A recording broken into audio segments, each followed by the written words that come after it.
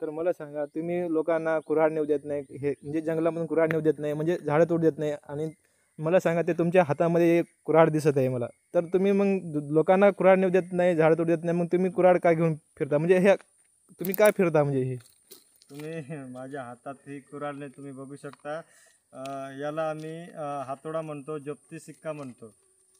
याचा यूज आम्ही तेव्हाच करतो जेव्हा आपल्या जंगलामध्ये एखादीकडं झाडाची तूट झाली असेल, तर त्या तूटवर हा जप्ती सिक्का आहे आमचा.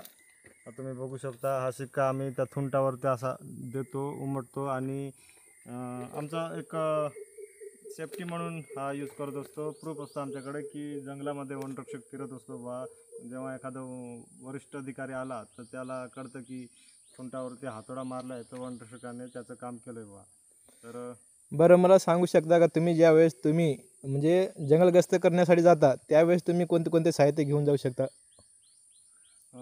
सर्वप्रथम तर आपल्या सेफ्टीसाठी म्हणजे आम्ही वनरक्षकाचं नेमकी काम काय आहे नेमकी? म्हणजे जंगल गस्त करण्यासाठी त्यावेळेस जाता तुम्ही, त्यावेळेस काय घेऊन जाता तुम्ही म्हणजे साहित्य? हो तेच म्हणालो मी. सर्वप्रथम आपल्या सेफ्टीसाठी जंगलात जात असतो तेव्हा सोबत स्टिक घ्यावी, जसे मी माझ्या बाईकला बांधून ठेवली ही काठी, हां. आणि उत्तम प्रकारचे शूज असावे आपल्या पायामध्ये आणि डोक्यावर कॅप असावी, जी की मी आणली पण ही फॉरेस्टची नाही, खाजगी आहे. हां, पण सेफ्टीसाठी हो आहे सम. सेफ्टीसाठी घ्यायची असते. आणि जंगलात आपल्याला सोबत हातोडा घ्यायचा असतं, कारण आपल्याला समजत नाही केव्हा काय घडतं जंगलात.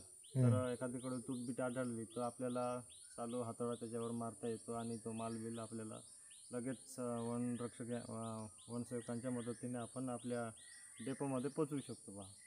तर जंगलामध्ये फिरत असताना स्वतः आपण पहिला आपला जीव सांभाळावा, कारण की